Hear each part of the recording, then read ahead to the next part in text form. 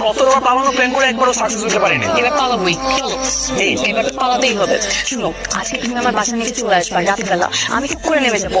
আর ভোরেও গাড়ি আনবা না, গাড়ি আনতে কিন্তু ধরা খেয়ে যেতে পারি। বাইক নিয়ে আসবা। ঠিক আছে, চলো।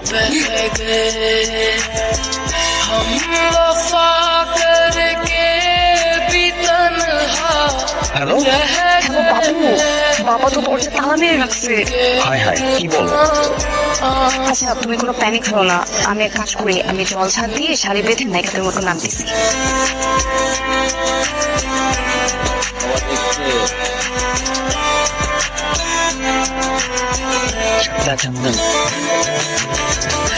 বাহ, কোথায় যাওয়া হচ্ছে?